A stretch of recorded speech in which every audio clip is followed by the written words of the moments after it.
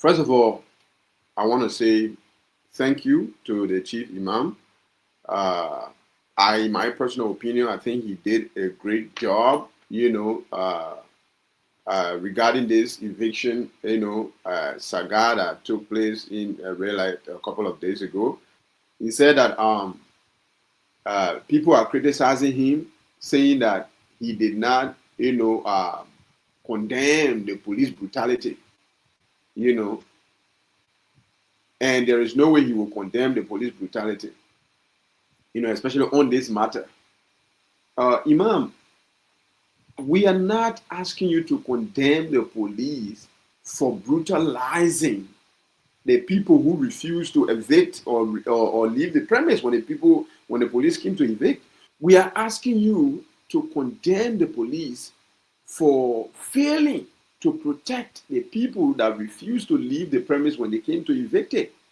If you arrest somebody, right, you have to understand, yes, the people were wrong. The people who were in the building, the people who refused to leave, they were wrong. Especially the imam that were in there. I keep on saying it. You know, that imam that was in there, he refused to leave. He was wrong. He shouldn't have never been in that building. So we clear that out. Nobody is supporting them. And they were wrong again for throwing stones and, instigating chaos. You, the police, if you are trying to neutralize these people and then you brutalize them in the process, that is understandable. If somebody is threatening your life and you brutalize them in the process, that is understandable. But after you finish neutralizing them, neutralizing can be, in the case of many, beat the person down, throw tear gas. Sometimes it can even lead to, gunshots. But thankfully, none of these things happen. You get the people arrested, you get them in cuffs. Now they are neutralized in cuffs. They can't protect themselves now. That means legally, it is your responsibility to protect these people until they can be set free again. You finish neutralizing them. You finish cuffing them, taking them from the house to the car, all the way to the police station or whatever. It is your sole responsibility to protect them. But all the camera footage, all the video footages shows the police standing while the angry crowd are mobbing these people, beating them on their head with sticks, including the imam that was in the building, brutalizing him. This is where our problem is coming from. This is why we are asking you to, we ask you, because it's already too late. Even if you do it now, it's already too late. This is the reason why we ask you that you should have condemned the police for not protecting the people. Not because, the police brutalized the people, but the police allow the angry crowd to help them with their eviction. If you come to evict the people, but you're standing with the angry crowd that's standing on the street, and they're throwing stones and they're beating people, and you're standing there watching it, you're not doing nothing to stop it. That is not policing. That is not policing. And that definitely warrants a condemnation, the least. In other countries, they will be tried for it. In other countries, if you are a police officer and you arrest somebody and you not protect the person from angry crowd, you'll be held liable. So our asking you to condemn the police is coming from here. You should condemn them for failing to protect the people that they arrested. They literally allowed the angry crowd to mob these people, knocking sticks on their head. Somebody could have lost their life easily. Again, I always say that I love the imam ability, or I love his intellect. He is well aware. He is very, intelligent and also educated to some extent. I don't know his education, standards or status or level, but he is very, very, aware of all the legalities of the entire, incident.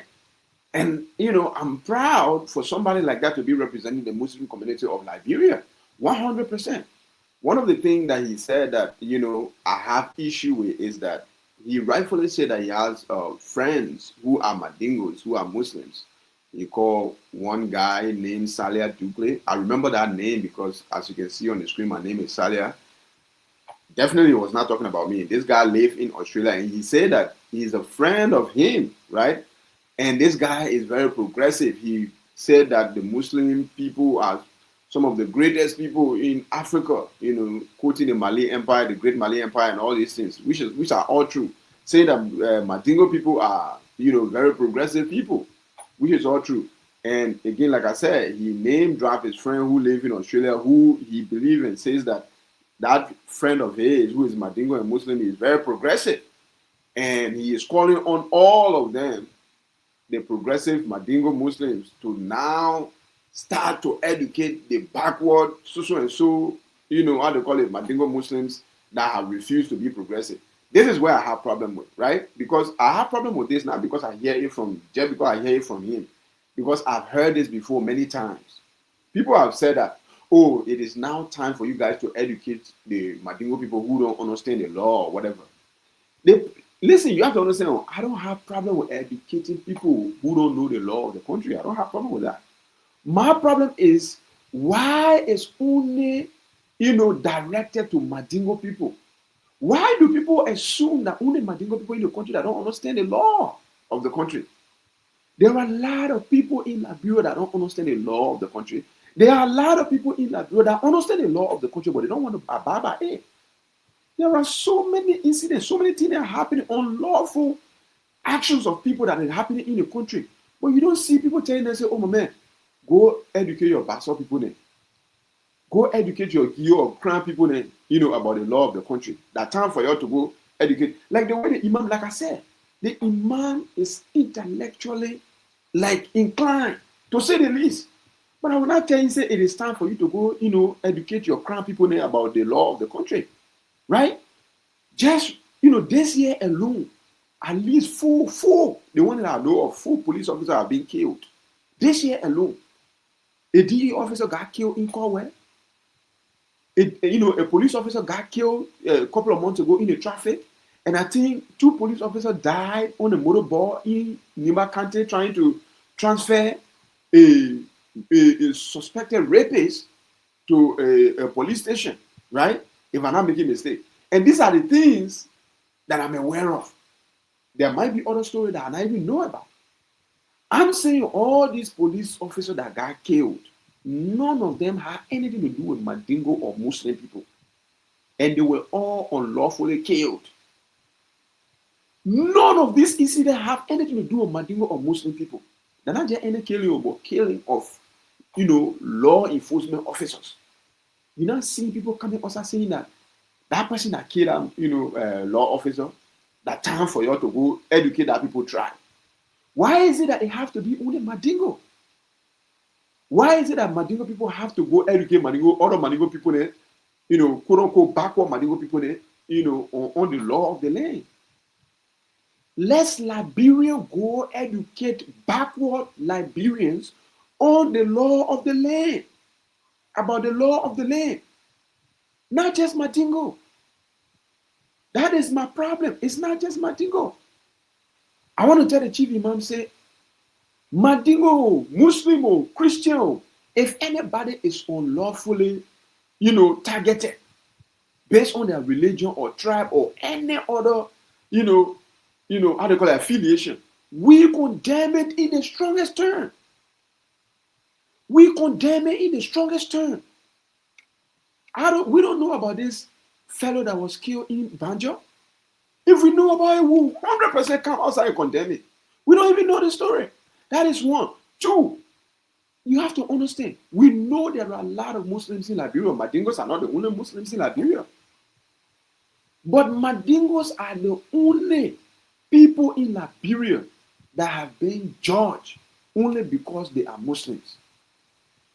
The chief imam explained some story about his upbringing. He is a Krayee, right? Even me, I did not even know that he was a Krayee up until just now. He is a Krayee, and he talked about some of the time that he was coming up and all these things, some of the prejudice that he had to deal with. Even his sister tried to warn him during the war when there was some type of misconception between Urimo K and Urimo J, when the Mandingo and the Krayee people started fighting. His sister, according to him, told him that you have to stop affiliating yourself with the Mandingo people until the war can be over. Stay away from the Mandingo people. That right there, Imam, that right there It's a sign to show you that Mandingo people are treated differently in Liberia than any other tribe. Even the other tribe that some of them are Muslims. You can be Krayee and be Muslim. You will not be judged because you are a Muslim. You will be judged if you commit a crime, you'll be judged as a criminal. But if you are a Muslim and you're Mandingo, you are in problem. This is our problem. My perfect example for this one is that if a crime man walk anywhere and somebody asks you, what tribe are you? And you say you crime, nobody will ever assume that you are a Muslim. In 100 years, they will never think that you are a Muslim. Unless you open your mouth or maybe you dress like a Muslim. But if you dress like, casually, nobody will ever assume that you are a Muslim if you say that you are a crime man. Or if you say that you are a VAR man. Or if you say that you are a Gula man. Or if you say that you are a Mende man. Or if you say that you are a Bandi man. Or if you say that you are a Bele man. Or any other tribe that in Liberia that have Muslim in them. Mandingo is the only tribe in Liberia. The moment you open your mouth, you say, I'm Mandingo man. People assume 100% that you are a Muslim. Which is right, correct. Because Liberia, out of the 16 tribes, the Mandingos are the only tribe, or is the only tribe, that 100% of the population are Muslims. It's not like Mandingo Pone trying to say that, oh, you're cow, that we don't want the Muslim people. No, hell no. We know that Islam does not advise this. Islam is not a tribal religion. It's not a racial religion. It's for all mankind. And we know that to the core. I'm saying that the chief imam is even in the interview, when I watched the interview, the interviewer asked him a question. He said, but chief imam, you sounded like you are angry. And he admitted, he said, yes, I'm angry. And I'm saying that the chief imam made some statements, some of these statements that I'm addressing now, that I deemed to be unnecessary and wrong, only because he is angry. I believe in the chief imam leadership, don't get me wrong. After listening to him a couple of times, he speaks like a wise person. But I believe that he has allowed his emotion to get, hold of him for a little bit. And because of that, he has misspoke a little bit and went adrift a little bit by saying that, oh yeah, I cannot and will not condemn the police people. If we tell you, say, because you have to understand, according to him, the court reached out to him, talk to the people, let him leave from the place. And he talked to them, and the people agreed that they will leave the place. He even talked to the person that won the case in the court to not touch the mosque, and the person promising that they will not touch the mosque. So him being the chief imam in Liberia, considering himself as a leader, rightfully so, he has talked to his people, and he expected the people to respect his words. Rightfully so.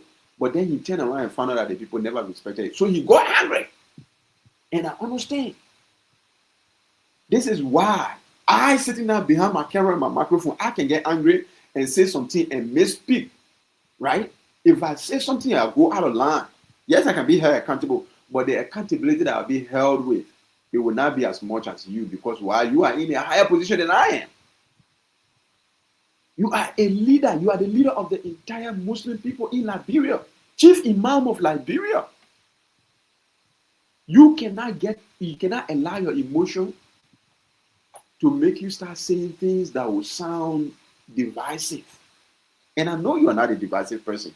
I'm just saying that listening to you personally, from my own personal understanding of I know that you're not a divisive person, but you allow your anger to say things that you're not supposed to say, and to refuse to condemn the police for failing to do their jobs, which is to protect the life that they were sworn to protect. Even a criminal, when you arrest a criminal, it is your constitutional responsibility to protect them until you can release them as a police officer. Yes, the person is a criminal, they commit a crime, but you arrest them. Now you have to protect them. Angry cracking can't be beating the person with stake in their head while you arrest them. And this is why we are asking you to condemn, Chief Imam. You have to understand that. We're not asking you to condemn the police for brutal act. Yes, the police may have beaten them the time they were in a building or whatever. And that is rightfully called for. If you throwing a stone on police and you throwing a petrol bomb on police, if you get brutalized in in a process of getting arrested? 100%. It's understandable. But brutalized by who? By the police or by the angry crowd that's standing outside? The angry crowd had nothing to do with the eviction. The angry crowd had nothing to do with. This is the only situation where crowd has participated in the eviction process of a single tenant or a single owner of a building. Of course, most of the time when we standing up from Islam in Liberia, the Mandingos are the one that are doing it. Because we are the ones that have been judged and prosecuted for being Muslims. We have been judged and prosecuted for being Muslims in Liberia forever.